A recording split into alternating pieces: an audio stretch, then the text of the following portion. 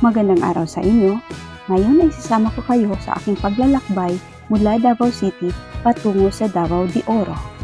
Mahigit sa 2 oras yung ating paglalakbay ng dire-diretso hanggang makarating tayo doon sa tindahan ng mga katanin kung saan tayo bumili ng ating mga pasalubong. Sa ating paglalakbay ay marami tayong nadaan ng mga palayan, puno ng niyog at iba't ibang kulay berde sa paligid kung saan ay napakagandang tingnan. Sa kagaya kong OFW na matagal na hindi nakauwi ng Pilipinas, ang mga tanawin ito ay napakagandang pagmasdan.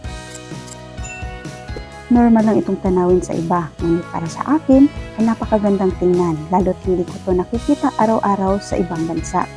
May pasantol, mga patubig sa palayan, at mga puno ng nyog tayong nakita. Nakipagkwentuhan na rin ako sa aking kamag-anak.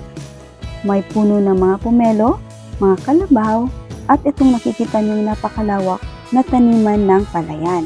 Meron din silang puno ng santol, mga alagang manok, at saka nakipaglaro na rin ako doon sa taniman ng palayan. Ayan, tingnan niyo naman. Galing kong mag-balance, di ba? Ayan, kaya. Talaga namang nakakahanga ang ganito kasimpleng buhay sa bukid, di ba?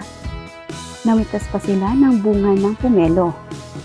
Napakatahimik at ang sarap mamuhay sa ganitong kapaligiran.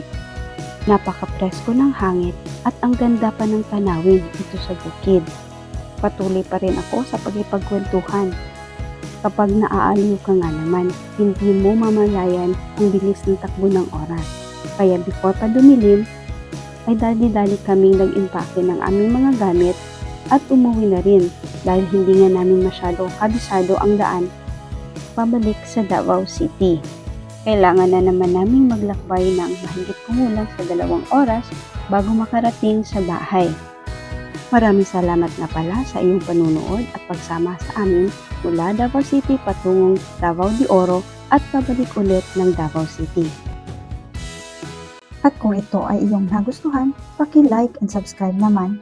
Hanggang sa susunod na ating biyahe, sana'y samahan niyo pa rin ako. Maraming salamat. Alam, bye-bye!